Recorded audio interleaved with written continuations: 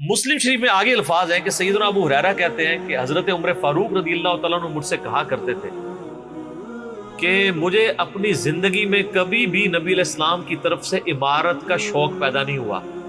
یعنی وہ کہتے تھے میری ایک یعنی زندگی میں جو عمارت والا معاملہ ہے میں اس سے دور ہی بھاگتا ہوں. آپ کو پتا ہے نا حضرت ابوبکر کا بھی جب یہ مشورہ شروع کیا تو حضرت عمر نے سب سے پہلے کہا کہ جی مجھے تو ہم معافی رکھیں, باقیوں میں سے کوئی مشورہ کر لے, میں جو بھی مسلمان راضی ہو جائیں گے. حضرت ابوبکر نے بھی سب سے مشورہ کیا, حضرت عمر سے نہیں کیا. اور سب سے مشورہ کیا کہ اس کو کر دوں, تو سب نے کہا ٹھیک ہے. جب اناؤنسمنٹ کی تو حضرت عمر نے کہا کہ ابھی آپ نے مجھ سے مشورہ, ان کا مجھے پتا تھا تم نے تو ماننا ہی نہیں ہے, بس اب اس کو مسلمانوں کے مشورے کو قبول کرو. تو حضرت عمر کی ایک طبیعت میں ایک عاجزی والا معاملہ تھا, اور آپ دیکھ لیں کہ یہی عاجزی ہے جو ان کو ایمان کی طرف لے آئی ہے. نبی علیہ السلام کی ترمذی میں دعا ہے نا, اے اللہ عمر ابن حشام اور عمر ابن خطاب میں سے ایک کو اسلام کی دولت دے. ابو جہل کو کیوں نہیں ملی؟ میں آپ کو ایک ہی فرق ایک ہی بندے کی زبانی بتا دیتا ہوں. حضرت عبداللہ ابن مسعود کہتے ہیں, صحیح بخاری میں آتا ہے کہ جب اس مرنے کے قریب تھا, جو دو بچوں نے اس کو قتل کر کے نیچے گرایا, بھی اس کی رمت باقی تھی, تو میں اس کی جب گردن کاٹنے کے لیے اس کے سینے پہ چڑھا تو مجھے کہنے لگا کہ تم ایک یعنی کم ذات کے آدمی نے ایک بہت بڑی سواری کے اوپر سوار ہوا ہے, اور میری گردن کو نیچے سے کاٹنا تاکہ سردار کی گردن نظر آئے. یہ اکڑ آخری وقت میں بھی نہیں جا رہی ہے, ٹھیک ہے. اور دوسری طرف آپ حضرت عمر فاروق رضی اللہ تعالیٰ عنہ کو دیکھیں کہ بلال حبشی کو کہہ رہے ہیں, صحیح بخاری میں حدیث ہے کہ ابو بکر ہمارے سید ہیں جنہوں نے ہمارے سید بلال کو آزاد کروایا. عرب کے بنو عدی کا سردار ایک حبشی کو, یہ آپ امیجن ہی نہیں کر سکتے آج کہ خاندانی وہاں پہ نظام, قریش تو اپنے برابر کسی کو سمجھتے نہیں تھے, سیدنا بلال کہتے. اور ایک دفعہ جب ابو جہل پٹائی کر رہا تھا عبداللہ ابن مسعود کی, دھکا مار کے چلا گیا. یہ سب کچھ عمر سیریز میں فلمایا قطر والا. تو وہ اب وہ نیچے گرے پڑے ہوئے ہیں, حضرت عمر وہاں سے گزر رہے ہوتے ہیں, ابھی اسلام نہیں قبول کیا. تو وہ ہاتھ پکڑ کے اسے اٹھاتے ہیں, تو عبداللہ بن مسعود کی زبان سے نکل جاتا ہے کہ واللہ تم ان دونوں میں سے بہتر.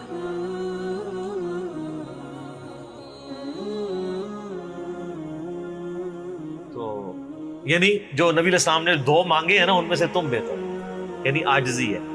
یعنی ہے کافروں کی پارٹی میں اور میرے ساتھ بھی اس میں سلوک کر رہے ہیں, اور وہی ہوا, اللہ تعالیٰ نے ان کو قبول کر لیا. تو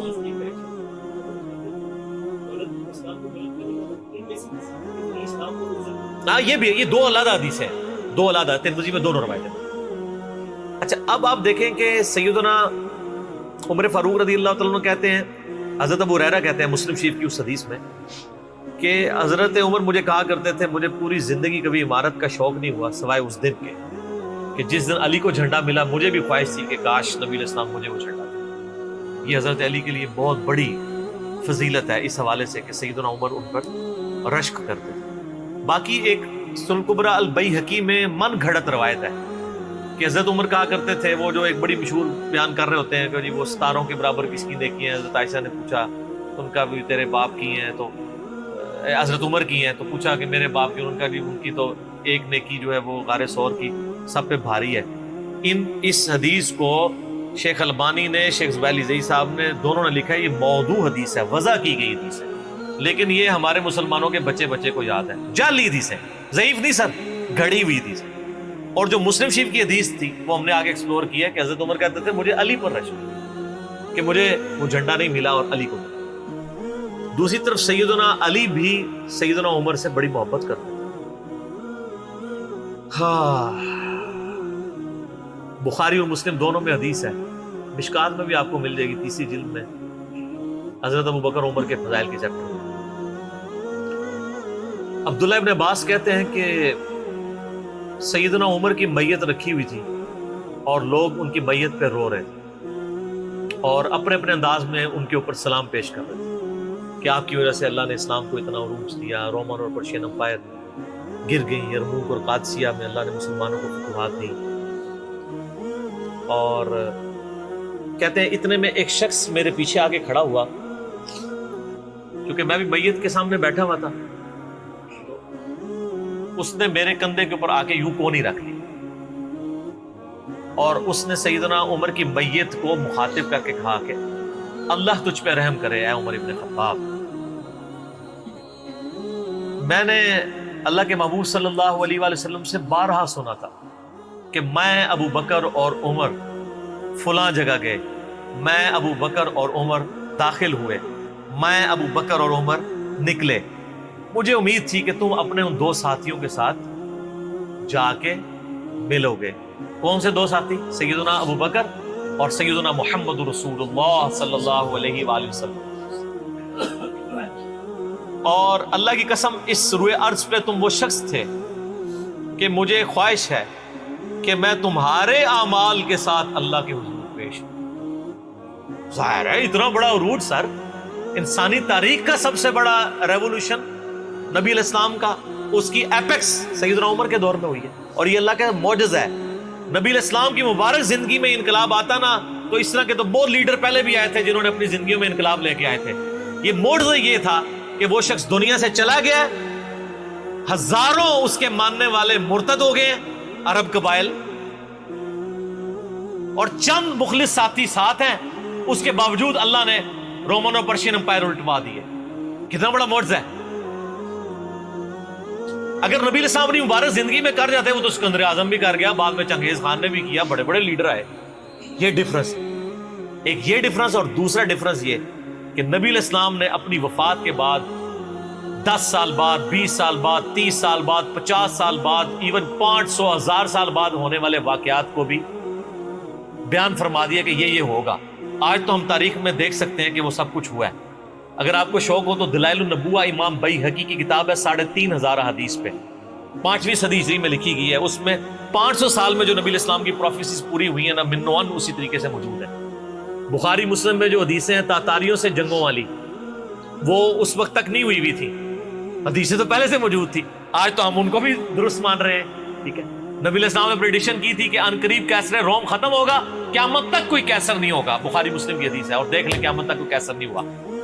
ان قریب پرشین امپائر ختم ہوگی اور قیامت تک کوئی کسرا نہیں ہوگا۔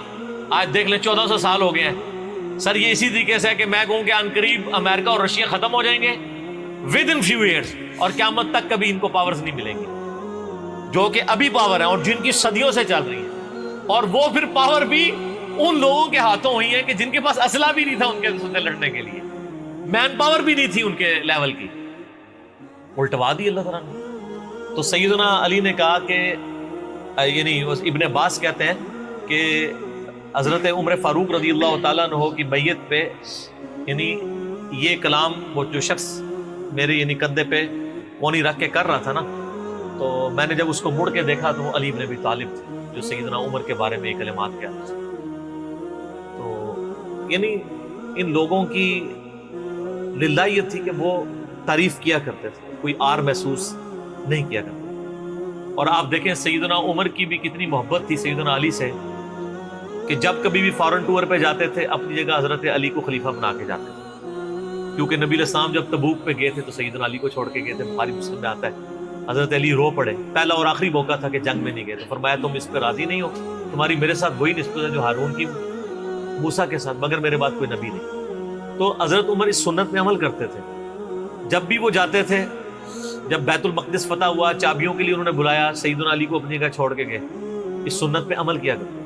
اور یہ بات شیعہ کے ہاں بھی ملتی۔ میری ایک شیعہ عالم کے ساتھ ایک دفعہ بحث ہوئی 2011-12 کی بات، تو مجھے کہنے لگے کہ حضرت عمر جو ہے نا حضرت علی کو خلیفہ بنانے میں مخلص نہیں تھے، اسی لیے انہوں نے 6 رکنی کمیٹی بنائی، ان کو چاہیے تھا ڈائریکٹ حضرت عمر حضرت علی کو نامزد کرتے۔ تو میں نے کہا اس کے پیچھے ریزن کیا ہے، وہ تو حضرت عمر نے خود بتائی ہے، بخاری مسلم دونوں میں حدیث ہے۔ ابن عمر کہتے ہیں جب حضرت عمر کو زخم لگا اور اب ہمیں یقین ہو گیا کہ وہ جانور نہیں ہوں گے، کھاتے تھے تو انتڑیاں کٹ چکی تھی، یہیں سے وہ سب کچھ نکل جاتا تھا، تو ہم نے عرض کیا کہ اپنا خلیفہ کسی کو نامزد کر دیں۔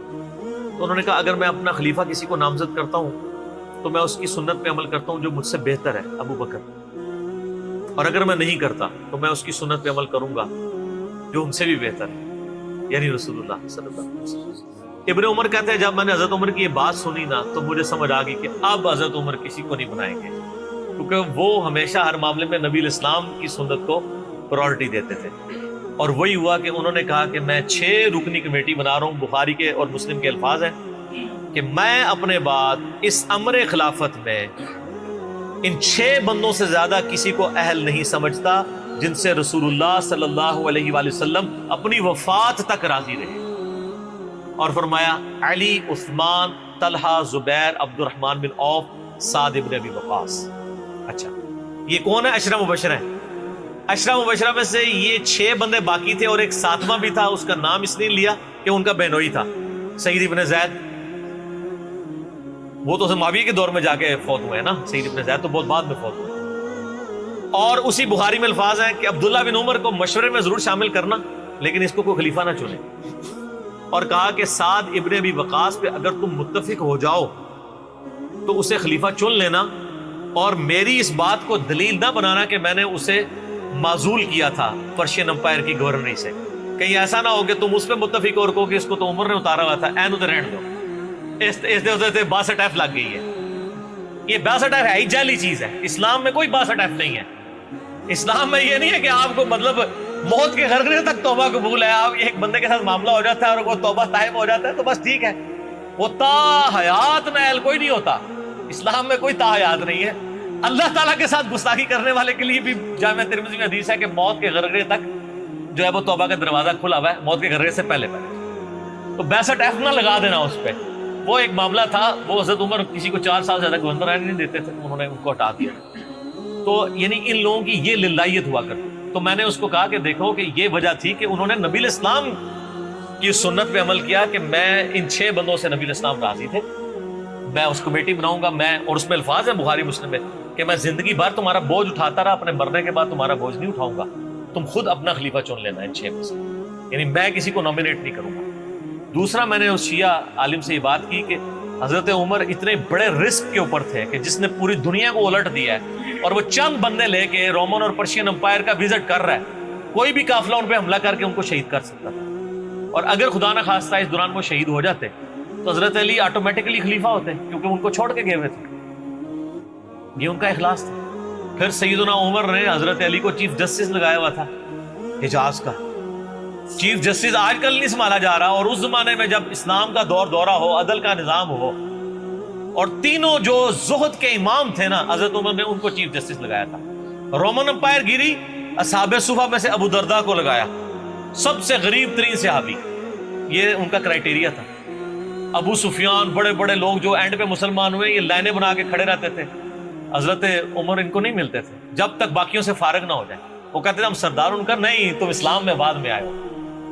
اور وہ مہاجرین کے وظیفے اور اصحاب بدر کے وظیفے انہوں نے باقیوں سے ڈبل لگائے ہوئے تھے کہ انہوں نے برے وقت میں اسلام کا ساتھ. اور پرشین امپائر گری، عبداللہ ابن مسعود، زہد ترین صحابی، زہد کے امام، ان کو وہاں پہ چیف جسٹس لگایا. اور حجاز کے اندر سیدنا علی کو لگایا. اور اس سے بھی بڑھ کے سیدنا علی ابن ابی طالب کی ایک بیٹی ہے ام کلثوم، سیدہ فاطمہ سے ان کا رشتہ مانگا سیدنا عمر کہ میرا اہل بیت رسول کے ساتھ رشتہ بنا. صحیح بخاری میں بھی اس کا ذکر اشارتاً موجود ہے ام کلثوم کا. شیعہ اور سنی دونوں کے ہاں ان کی کتابیں تو مانتی ہیں، بابے نہ مانے تو الگ بات ہے. کتابوں میں موجود ہے کہ سیدنا عمر فاروق کی بیوی تھی ام کلثوم، اور سلام اللہ علیہا. اس کی وجہ سے یعنی انہوں نے ایک فخر محسوس کیا کہ میرا اہل بیت کے ساتھ ایک رشتہ داری والا معاملہ ہو جائے. تو سیدنا عمر اس طرح کے معاملات کے اندر اہل بیت کے ساتھ بہت حسن سلوک والا معاملہ کیا کرتے تھے. اگرچہ ان کی طبیعت میں سختی ضرور تھی لیکن جو دین کے معاملے میں تھی وہ ساری سختی اپنی ذات کے معاملے میں نہیں ہوا کرتی. صحیح مسلم میں ایک حدیث ہے، اسی پہ میں کنکلوڈ کرتا ہوں کہ سیدنا عمر نے ایک خواب دیکھا کہ مجھے ایک مرغے نے خواب میں ٹھونگے ماری. انہوں نے پھر اگلے دن خطبہ دیا. انہوں نے کہا کہ میں نے خواب میں دیکھا ہے کہ اس طرح مجھے ایک مرغ نے چونچے ماری ہیں خواب کے اندر. میں نے اس کی تعبیر یہ کی ہے کہ عنقریب مجھے قتل کر دیا، اور اگر بائی چانس اچانک میں مار دیا جاؤں، یہ تو کسی کو نہیں پتا تھا کہ وہ ایک تقریباً 3-4 دن تک زخمی حالت میں ہوش میں رہیں گے. اچانک بھی تو مر سکتے تھے اگر گردن اتر جاتی. اگر میں اچانک مار دیا جاؤں تو تم اس امر خلافت کو ان 6 بندوں سے باہر نہ جانے دینا. صحیح مسلم میں ان 6 بندوں کے نام نہیں ہیں، لیکن بخاری میں وہ نام بھی ہیں: سیدنا علی، عثمان، طلحہ، زبیر، عبد الرحمن بن عوف اور سعد بن ابی وقاص. اور انہوں نے کنسنسس کے ساتھ پھر بعد میں سیدنا علی اور عثمان ہی بچ گئے تھے، ان میں ٹائی پڑ گئی تھی تو الٹیمیٹلی پھر حضرت عثمان کو چن لیا گیا. تو اگر میں اچانک مار دیا جاؤں تو ان 6 بندوں سے باہر کسی کو خلیفہ نہ چننا. اور مجھے پتا ہے کہ جب تم ان 6 بندوں میں سے کسی کو خلیفہ چنو گے تو کچھ لوگ تمہاری مخالفت کریں گے، اور یہ وہی لوگ ہیں جن کو میں نے اسلام کی خاطر اپنے ہاتھوں سے مارا ہوا ہے. یعنی وہ لوگ جو بالکل اینڈ پہ مسلمان ہوئے ہیں، جن سے ہم نے غزوہ بدر، خندق، احد لڑی ہوئی ہے. اب یہ اینڈ پہ مسلمان ہوئے ہیں، چونکہ وہاں پہ بھی انہوں نے حکمرانی دیکھی ہوئی ہے تو یہاں پہ بھی ان کی خواہش یہ ہوگی کہ ان میں سے کسی کو خلیفہ چنا جائے. تو جب تم دیکھو کہ ایسے لوگ اس خلافت کے دشمن ہیں، ان 6 میں سے کسی بندے کی خلافت کی مخالفت کر رہے ہیں، تو تم سمجھ لینا کہ یہ لوگ اللہ کے دشمن، اور دوسرے الفاظ تو بڑے سخت ہیں، کافر ہیں. اب اس کی انجینئرنگ میں نہیں کرتا، وہ پھر کسی اور طرف بات چلی جائے گی. آپ میرا ریسرچ پیپر واقعہ کربلا کا حقیقی پس منظر 72 صحیح الاسناد احادیث کی روشنی میں، جس میں میں نے 200 روایتیں اکثر بخاری مسلم سے پیش کی ہیں، اس کے سٹارٹ میں نے حدیث لکھ کے پھر لکھا ہے کہ اب آئندہ صفحات میں آپ کو پتہ چلے گا کہ سیدنا عمر اسلام کا دشمن کن لوگوں کو سمجھتے تھے. اور یہی الفاظ صحیح بخاری میں عبداللہ بن عمر نے بھی استعمال کیے تھے. کس کے بارے میں کیے تھے وہ ہمارا اب ریسرچ پیپر. ٹھیک ہے.